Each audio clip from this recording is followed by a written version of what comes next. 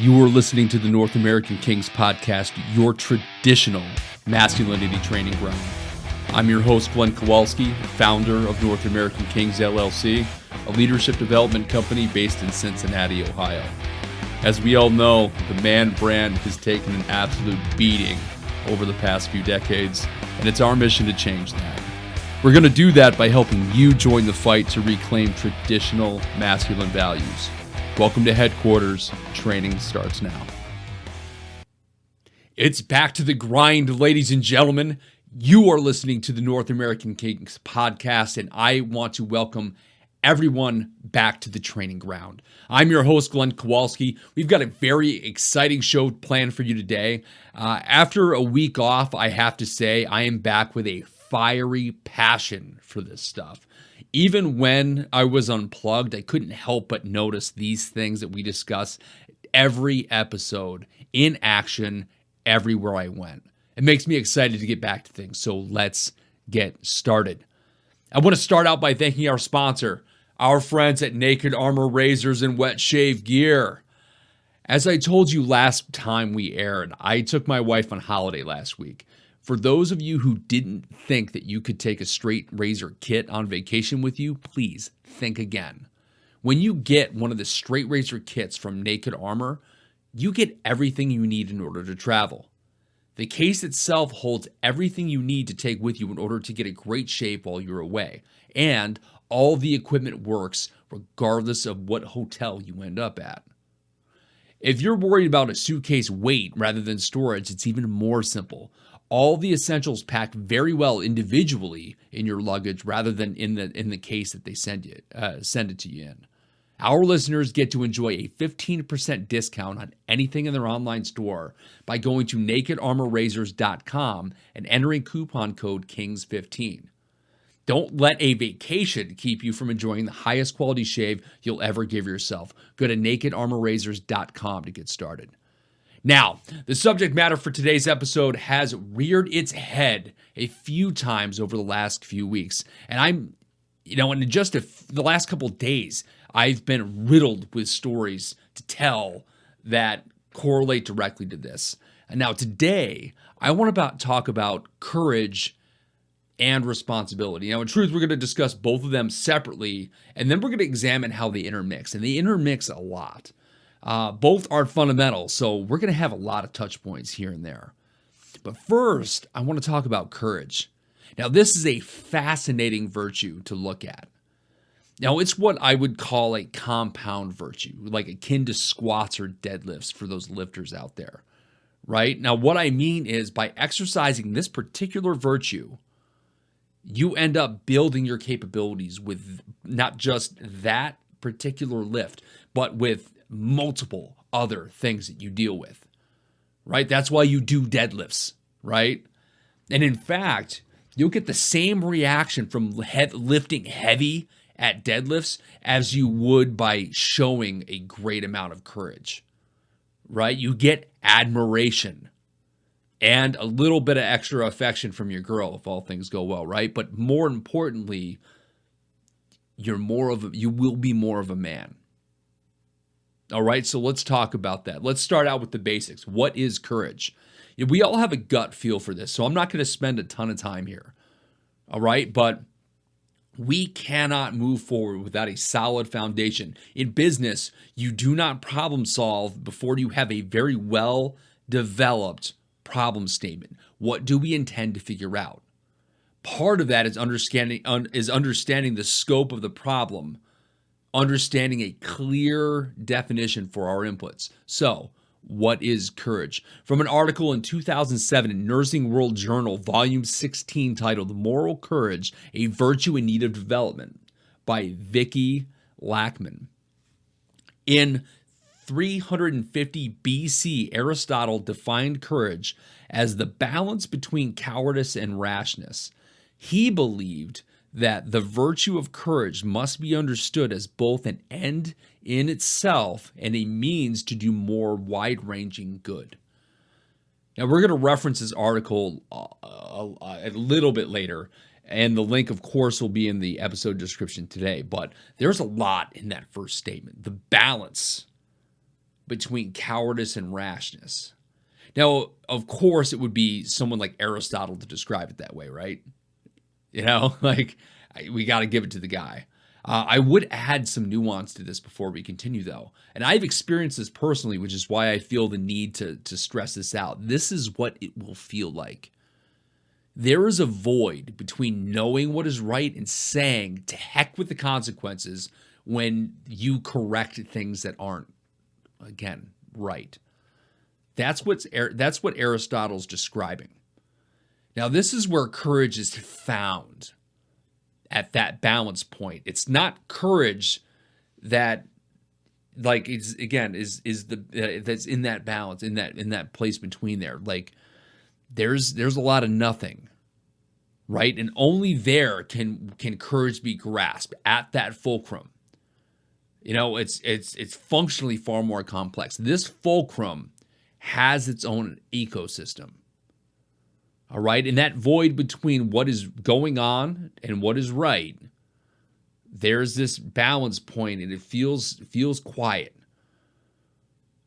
Right? There's understanding, there's consequences, and an account of values, social considerations, etc. In a flash, all of those things are affecting one another. That's why I call it an ecosystem. Like, it's never the same. In each situation is different. Your moment will happen in this space. Take heed, ladies and gentlemen, even if you fully understand what's going on and you realize that you're approaching the fulcrum here, you can still fail to act. That's why I say that's where courage is found. That's not what courage is. Right? I've been there. I've noticed it. This is a fascinating piece to this puzzle. Even when courage fails, there's a lot going on. I've experienced it earlier this week. They say it takes a village to raise kids. Now, it's something that we've gotten away from over the past few decades. And now that I've got several kids and the village of my own, I see pieces of it. Right? With close friends, you see it a lot more. Right? But it's tough to know where that line is, especially as you're building relationships with other families. I found mine in my own house. That should be safe, right? Like my line, like what I would accept, another kid to do in my own home.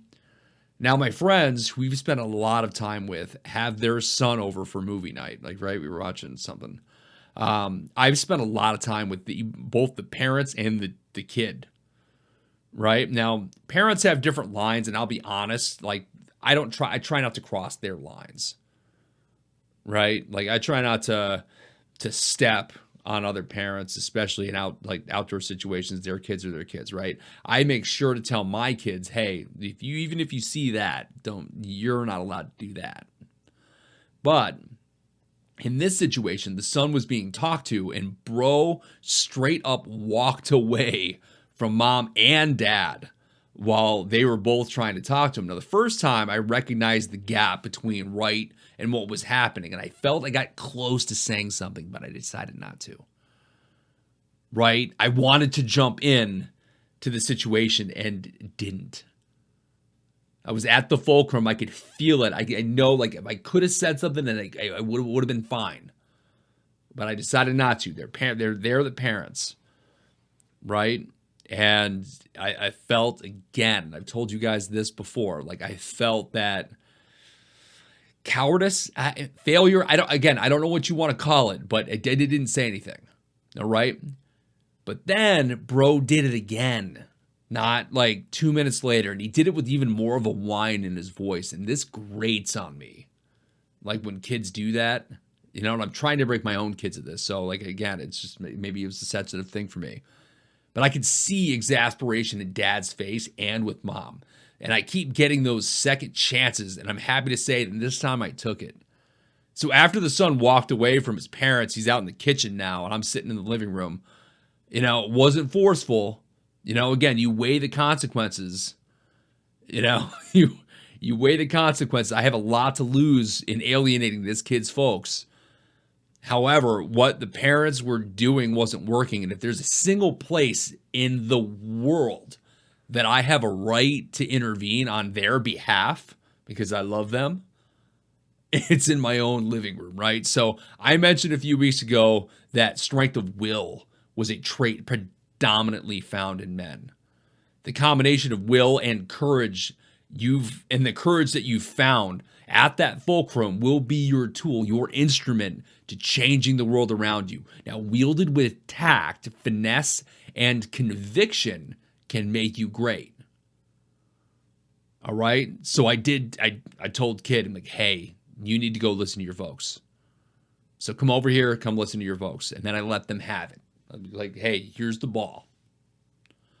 But back to Aristotle, the definition reference in moral courage, courage should be looked at as an ends unto itself and a means unto some other end simultaneously.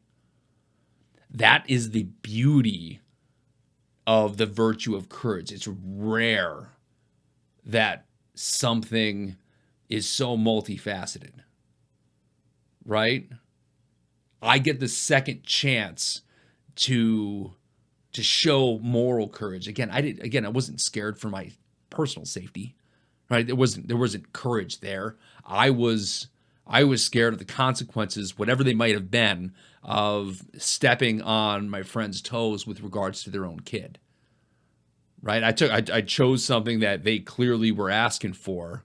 He just needed maybe another adult to say, "Hey, dude, like that's not just them, it's you." Right? But again, think about this. I didn't say he was a bad kid. I just said, hey, come over here and do what you're supposed to be doing. We all know that. So this one didn't happen to work out. At least I think so. Right? We'll see. But again, it's rare that we get something that's that multifaceted. So it's both, a thing to pursue, something to possess, courage. And then it's a fundamental requirement for so many other things. Now, again, from the article, Aristotle, saw courage as necessary for achievement of all other virtues. He stated, courage is the first of human qualities because it is the quality which guarantees the other. Now, I've heard this same sentiment voiced with regards to, let's say, our Second Amendment. Hey, this particular amendment defends our ability to do all the other ones, right? The ability to arm and defend ourselves. Okay. This is far more direct, right? We need courage is a fundamental piece of actually accomplishing all the other virtues, right? This is the first touch point we get with responsibility. This philosophical truth is what makes courage the prime virtue, because without it, no other virtues can be successfully practiced. Now, those who know me in business have heard me do this a lot. I'm very careful with my wording. I try to be, for a lot of different reasons. Again, without courage, you can do virtue. You can be a virtuous person, right? But to successfully practice, and that's the key word, successfully, it's to successfully do it, you're going to need to kind of nut up and be able to hold that line, right? In just a moment, we'll go over a tool in order to help navigate the ins and outs of this, like in the moment situations. But courage is something that must be maintained. I've said dozens of times on this show that sometimes I don't have the courage to say something or even to correct things. That's a key difference between moral courage and having physical courage, right? Knowing what to do is a huge part of building up courage, right? That's step number one. Most people fear death and public speaking in that order, all right? I wouldn't have thought so, but it's true. Now, one thing that helps with both is planning. Like, how do you not die? In a lot of situations, it's knowing what to do in order to mitigate risks, right? How do you help yourself with stage fright? Know your material. That's the first thing anybody will tell you. Have a plan for weird questions that you're going to have that are going to come up during a speech. Like even during sales pitches for employee coaching, anticipating the easy questions and extrapolating the next few can give you a keen insight into your own situation and how to prepare.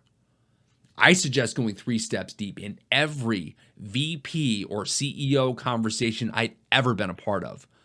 I have never gotten more than like 3 stages of into a particular question at any point before they've moved on to another prime level subject. All right, so I can tell you 3 levels deep is all you need. Now imagine the confidence you'll experience by having that amount of information, having more information at your disposal than the CEO even wants.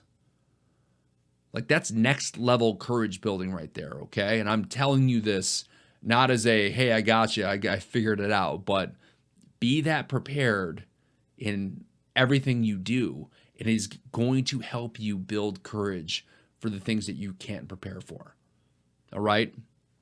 I'm always thinking of weird things, right? Anything that can go wrong. Heck, I just had a lengthy discussion with my wife about how to fend off bear attacks and mountain lions. Why? Just for the heck of it. Now, it might not be necessary ever, right? But if those situations do come up, at least we've talked about it and we have something to launch from, right? In that situation, I'm probably going to be more in the moment than some other people might be. They might be panicking still. And it sounds dumb. I mean, it really does. But that is a situation that I've now prepared for. And I might have more courage than your next person. Why? Because again, it's something that we've taken the first steps on. I have more control over that situation now than some people will when they first get there. That's a good place to start from.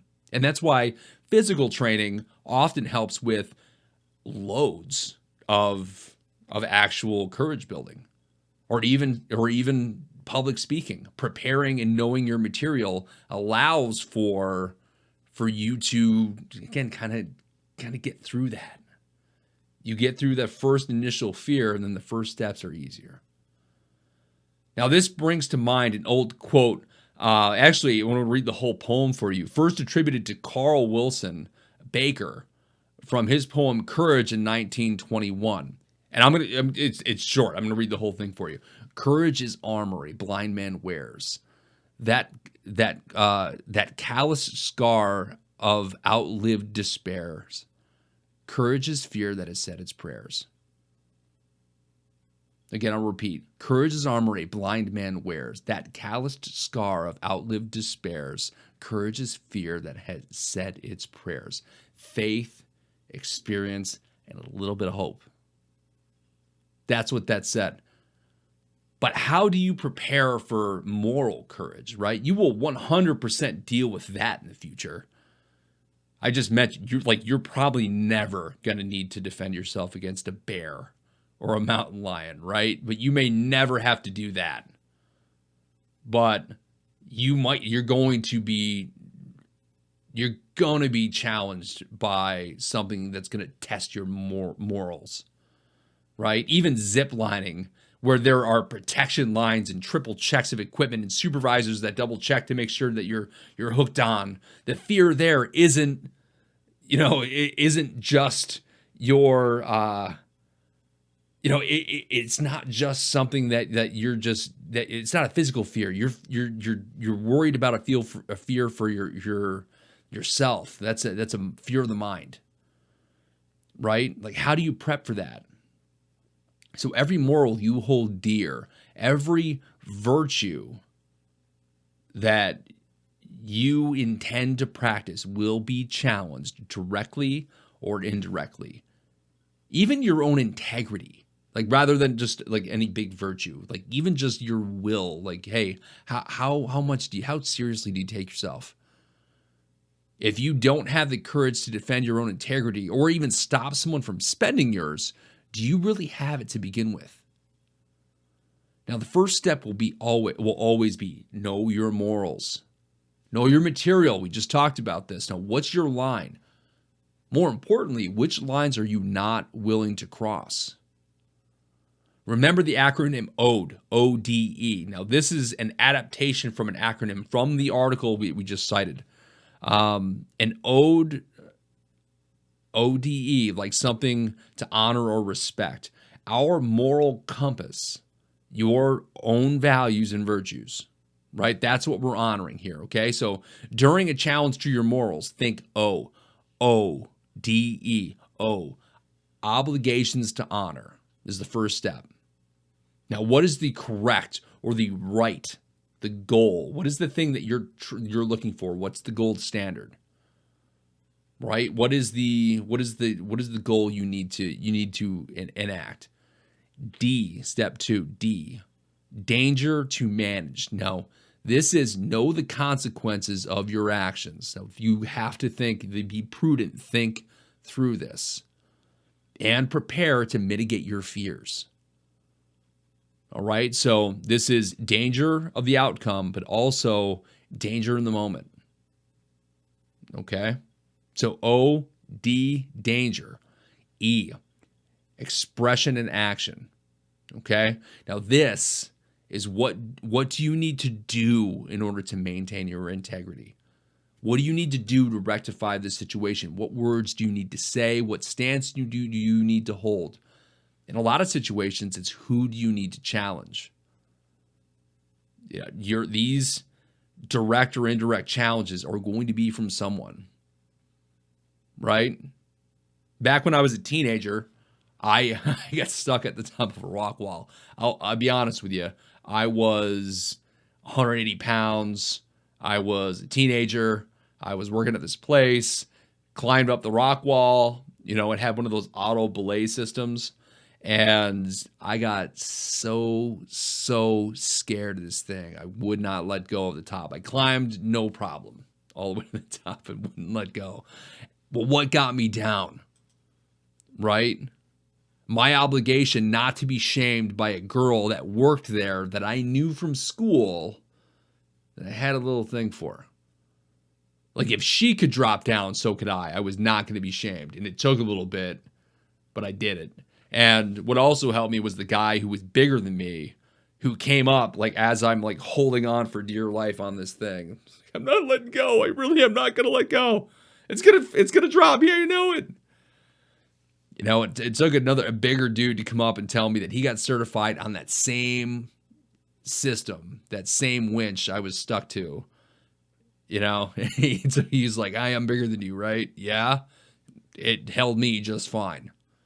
Okay. And it took a leap of faith. I let go. It dropped me. It did drop. The scary thing about those auto belay systems, just so you guys know, they do drop you maybe 1 or 2 feet before it catches. That's the scary part. Well, once it starts going down, it's totally fine. But what was my thing? I needed to, again, the danger. What was my obligation? I cannot be embarrassed. I had a sense of shame. I cannot be embarrassed in front of this chick, right? Or these guys. I wasn't going to be D'd up at some point. It just took a little bit of convincing, right? But it also takes courage in order to ask for help.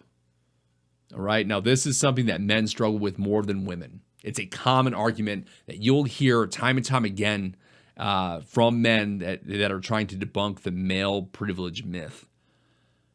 Men struggle with things in silence. We're known for that. We need help like anybody else. Now, it's a different kind of help, but it's help that we need all the same. It takes courage to ask for that. One thing that's helped me is admitting that I'm not that special. Right? I'm great at a lot of things, don't get me wrong, but not so much so that I could compare myself to true visionaries that are out there. Anytime I'm referencing a thought I've had that someone like Aristotle has confirmed in retrospect, or I found out after the fact, I'm not saying that to say I'm at the same level of this as Aristotle. Right? Dude had 2 things going for him. One, he had the luxury of being one of the first philosophers to break these things down. Great. The second thing is more important. Pointing out pure truths just prove that they are indeed pure truths. They would have been discovered or discussed by someone before our time, right? Again, I'm not that special. Someone has had to have gone through the same struggles or had similar problems to solve. That means there's hope, right? Like this, whatever it is isn't the one time, the one problem that couldn't be solved before. You or I am not that special. Even in our being unlucky, someone else has gone through it. And because someone else has gone through it, there's someone else that knows what we can do.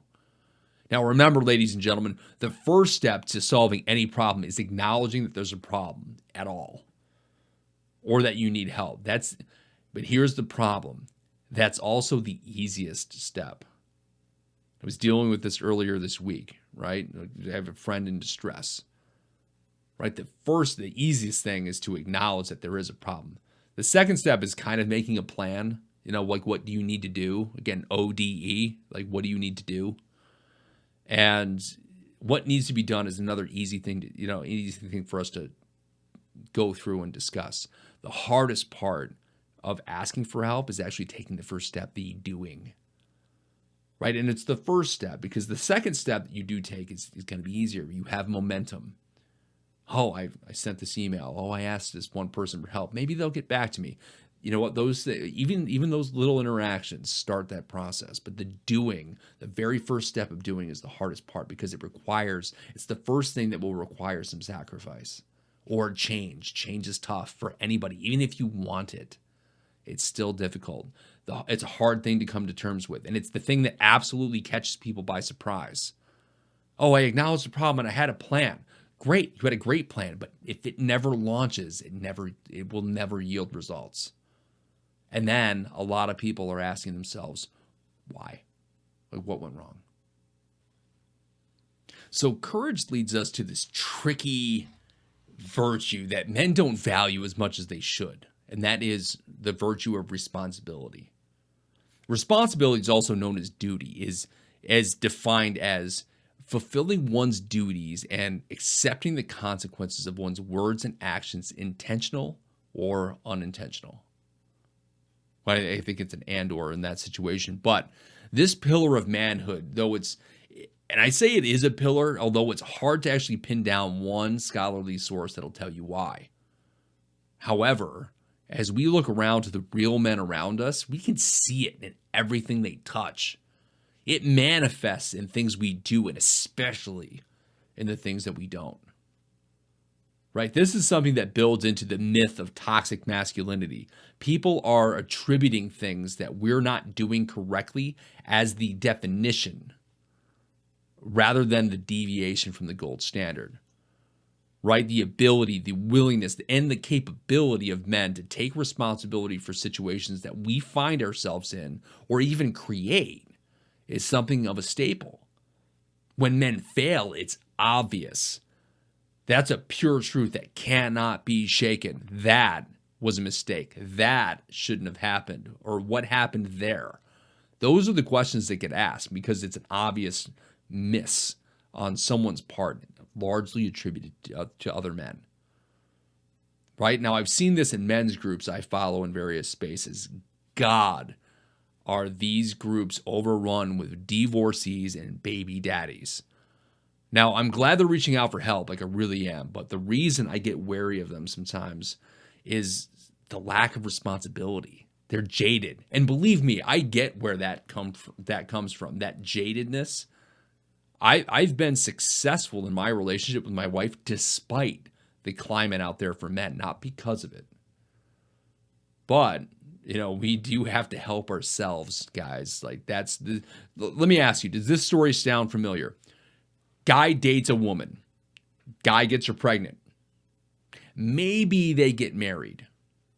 They realize afterwards that the relationship isn't a good one or likely to last. And that's just doesn't even matter if the woman's crazy or not, because you'll hear that thrown around too. Right? Even if she's not crazy, if the relationship's not a good one, but there's kids involved now, guy's asking, what do I do now? And I just throw that voice on. It's not anybody in particular, but I see this over and over again. Men, I've said this before, and I've said this before, not to you.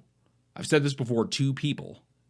I've given this advice to people before, and I'll tell you now. Women, you might not like this, but if you listen, you'll agree. Men, do not stick it in crazy. Okay?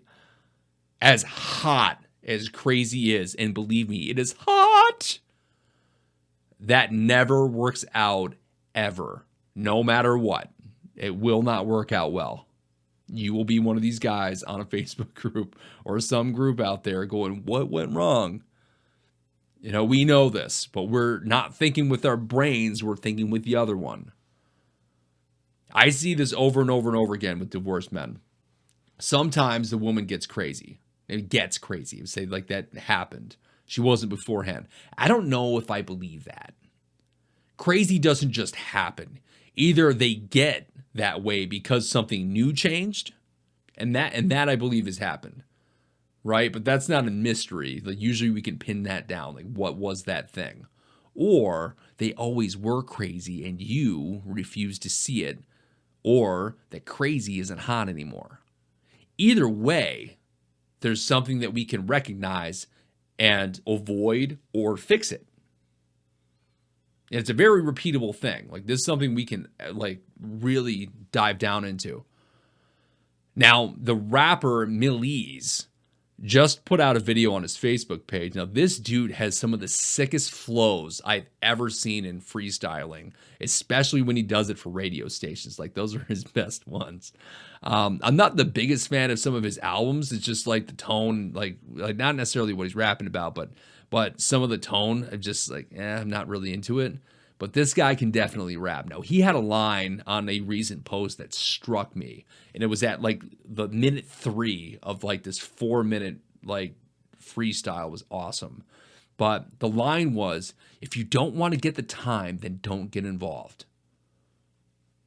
Right? Like if you're not willing to take the risk, then don't do it. Now, he was talking about doing some nefarious stuff, but the truth is, he's on the right track.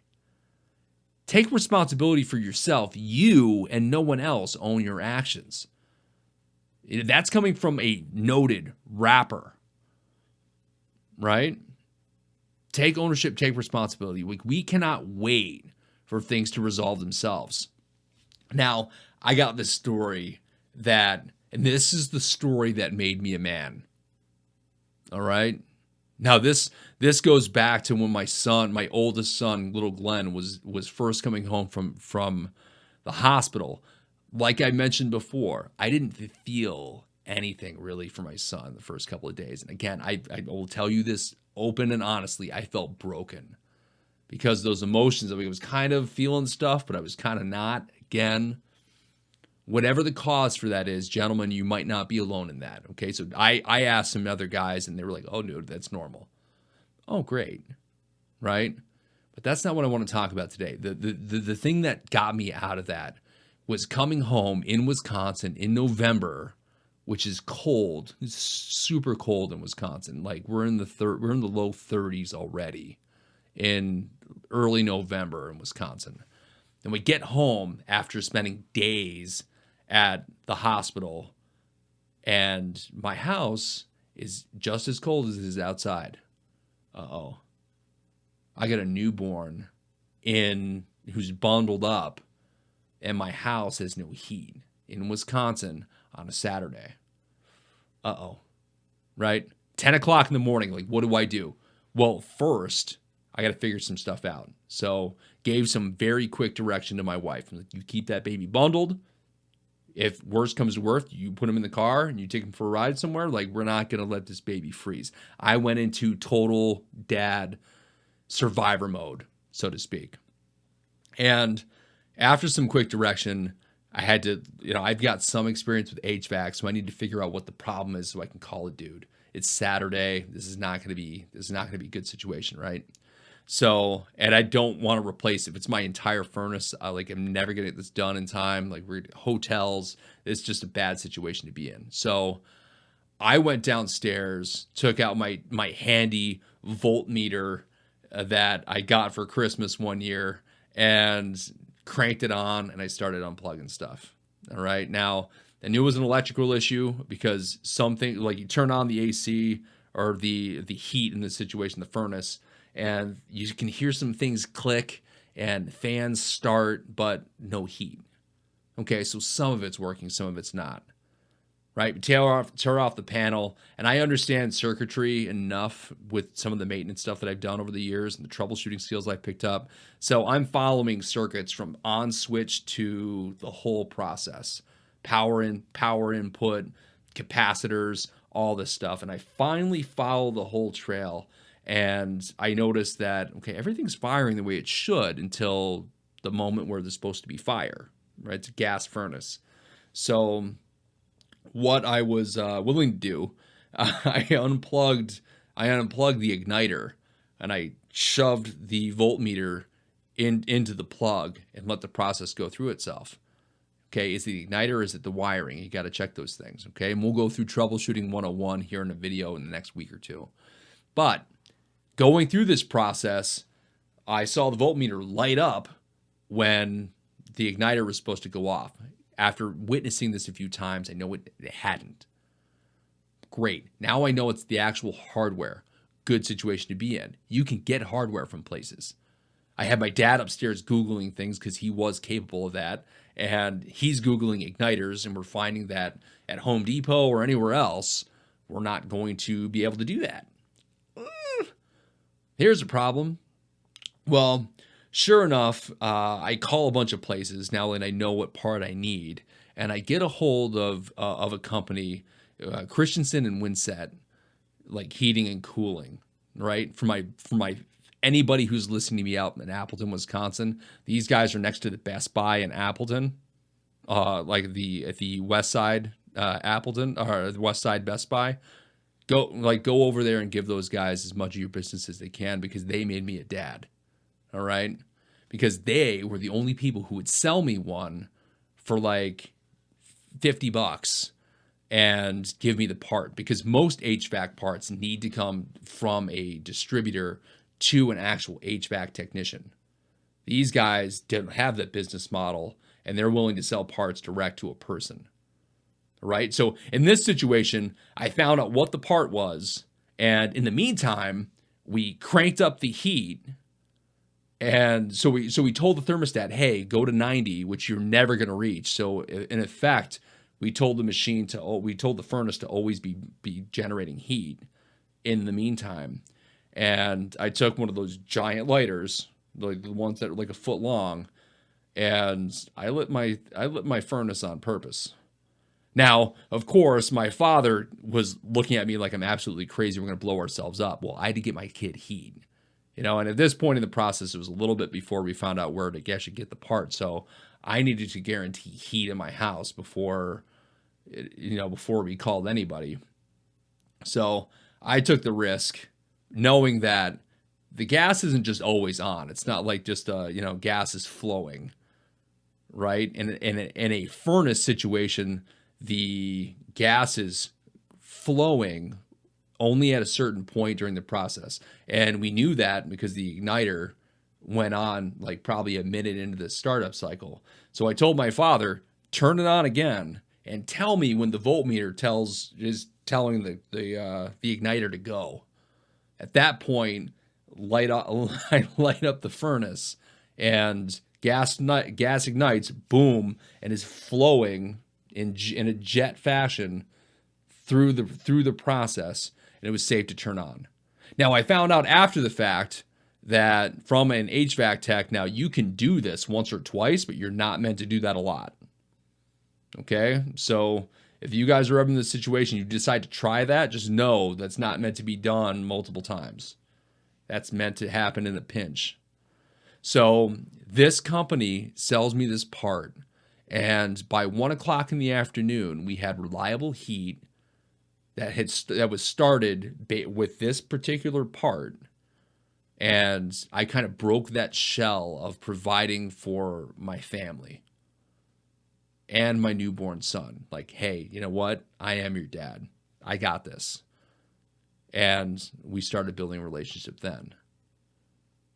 So I tell you that story, because I was forced into a situation where I had to take responsibility. I could not just put that off and say, hey, somebody else is going to fix it. Right? Who's going to come out on a Saturday in the middle of November and during the middle of one of the first freezes? Let me tell you, they're busy. The heating people in Wisconsin, when those temperature changes hit, yeah, either AC's broken or your heat's broken, and they were busy. So I was able to fix that situation, provide for my family all at once. So I can continue to thank that company for making that happen. And they got a lot of my business over the next couple of years. Like that house in particular needed a lot of work. So I'm certainly glad to have given that business to them. Another situation. This one's gonna, I think, prove my point. All right. So this holiday we were just on, I'm down in Mexico with my wife, and middle of like day 2, in the middle of the night, we're getting ready to go out and have some time, have a great night on the campus of this resort. And I'm looking at the AC and I'm trying to set it, and the AC won't work.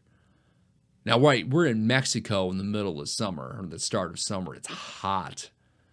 Believe me, humidity's like crazier than I've experienced in a lot of places. The AC is not working. I'm from Wisconsin, so already hot is not my thing, okay? And it's not my wife's thing, believe me. So that wasn't going to fly. All right, so I told my wife to just, you know what, honey? I'm going to handle this. Go on, go to the restaurant, go get our night started. I got to figure this out. This cannot be left to chance. All right, I will meet you there. The AC's out. Now, I went downstairs and found the butler dude. He's kind of like the hostess, the maitre d' for this entire building, this bungalow that we were in with 20 other rooms. And I saw him, and I saw this maintenance guy that he was talking to. I'm like, perfect, they're both right there. So I grabbed both of them. I said, hey, gentlemen, I'm sorry to interrupt. And they were looking at me like, oh, my God, a customer. Here, bang. What can we help you with? So they were great. And I mentioned that because I said to both of them, I said, my AC's not working. And the maintenance guy was like, okay, cool. We'll figure it out. He was super confident. The host guy, the actual guy I was supposed to be in contact with, he's like, oh my God, that's a huge problem. I know, let's do this.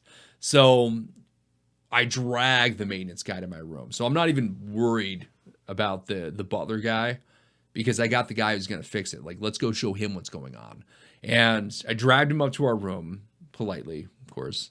Went up there, and in the middle of this whole thing, I walk in and I find him okay, I hear it going. What's the problem? What happened? Right? I think it's fixed. And he's listening to, yeah, it's fixed.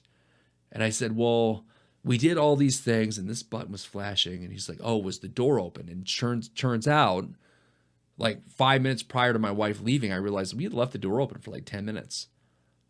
Right now, the doors, if you guys remember, you guys noticed inside hotels here in America, doors just don't stay open. They haven't since I've ever gone to one. So we're talking at least early 90s, right? Hotel doors don't stay open. So everybody just pulls that little flap over and kind of blocks it.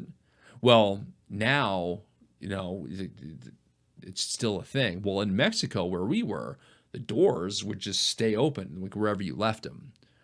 So my wife was not used to that. She's the second one in the room. She left the door open, and we caught it after a couple of minutes. That's right at the time I was trying to light this AC up. Well, turns out the circuitry's such that the door's open, that AC ain't turning on. They don't want to burn the AC out, and I get that. They're not paying for this. So, and it's an all-inclusive resort, so I paid for it just once. The reason I mentioned that was because the door was open. Moral of the story, this situation was going to fix itself, and it kind of did. We discovered that in the middle of it, right? The question I got to ask you, though, is which way of handling this would have gotten me more man cred, right? Gambling by just hoping for the best? Hey, honey, AC's not working. We'll figure it out at 2 a.m. when we get back. No. That doesn't work for anybody, does it? Or do I get my man credit by driving the situation into the ground and being able to walk into the restaurant, maybe a little bit late? It took 3 minutes to figure out, so I wasn't too far behind. And looking at my wife and being able to tell her for sure, 100%, I know it's fixed. Which one earned my wife's continued respect that night? certainly wasn't just gambling and passing off that responsibility to somebody else, right? Now I got to tell you, it's also great when you see other men taking responsibility. I was at a graduation party again early this week. It's been a very busy week, and during this time, I'm leaving, and I've got all three kids with me. Like my wife's holding the baby, and I've got my 2-year-old meathead and little Glenn are like ran out of this house before I could really see where they went. And I'm reading the graduation kids' older brothers like out in the yard, and he's like snickering about something. And I see my wife who's like looking up into nowhere. She's like, I know where the boys are.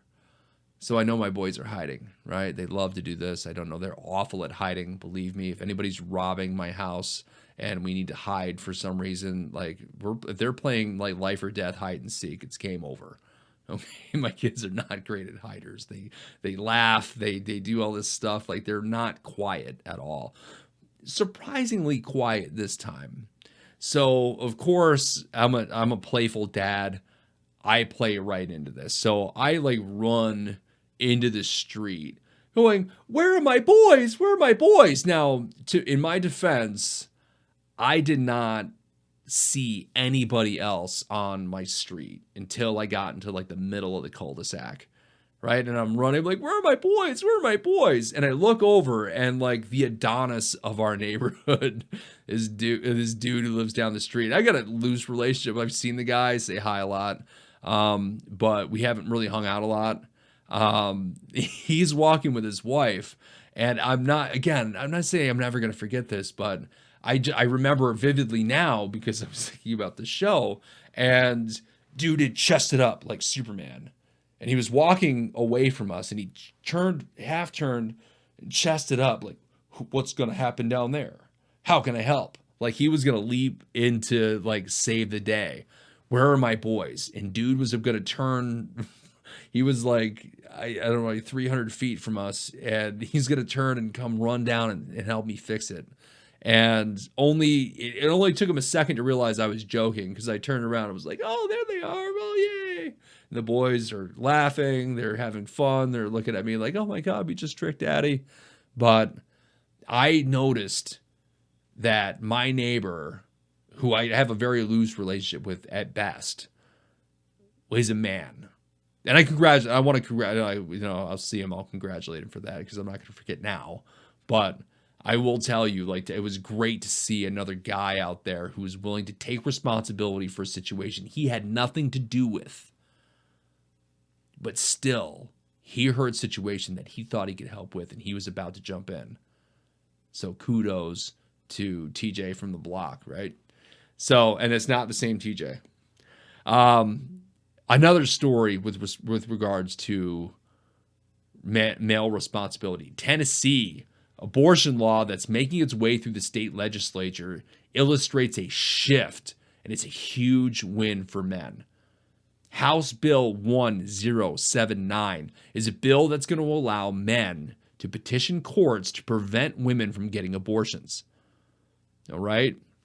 Now, I've been advocating for this particular policy privately for years. All right? Now, back in college, I had this conversation with nearly every girl I ever had relationships with. All right? I never had any, I think I've had any one-nighters, but I can say there were some relationships that were more serious than others. Right? With the serious ones, I always made sure that they agreed that if we were to get together and we accidentally conceived a kid, that they would carry the baby to term. All right. Now, I promised to free them of all responsibility and burdens of parenthood if they would just choose not to kill a piece of ourselves. Right. Now, they either agreed or convinced me that the risk was too low to worry about. Now, obviously, those relationships are the ones that weren't so serious. Right. But I'm proud to say that there weren't too many of those. And most of my girlfriends, like actually every one of them agreed. Right? Now, let's put the idea behind this bill is personified in that conversation. Now, if we made the choice to risk having a child as a man, I could not willingly kill that baby based on what our future was supposed to look like. That kid didn't do anything, but beyond the ethics of abortion, outside of the act of intercourse itself, men up until this point have had no legal say whatsoever in whether or not to terminate that piece of ourselves. Right? Now, men, this bill allows us to protect our children at a point where they're the most vulnerable, where before we had nothing. We cannot abandon that and hope to stay men. I'm sorry. We had the excuse before. We don't have a choice in it, so why fight it? Tennessee proved that we could very well take responsibility for our actions, step up and protect our children. Right? Cardinal responsibility number 2. Right? Protect. What are we doing? Now, this is the fortification. Now, this is a fortification that I don't feel we can take for granted. Right? This bill was fought because people wanted to stop abortion. Fine. Again, I get you guys can feel my direction on this, but outside of that, I think we need to at least appreciate what their unintended consequence was that supporting our right to be and act like men. All right? And that right is something that we need to continue to earn. Right? Now, once we earn it, we need to practice it. And through practice, we will teach it. All right? I got a great look at this when I was laying in bed with my sons this week. Now, this is the last thing I'll get to before we take off. The baby of the group was crawling across the surface of our bed, right? Now, my oldest son is sitting in my spot up near the headboard. And I was at the foot of the bed. Well, I'm about ready to get everybody up. And our youngest is a crawler now, so he's on the move, and he doesn't really register dangers, right? That's what kids do, right? They try to kill themselves all the time.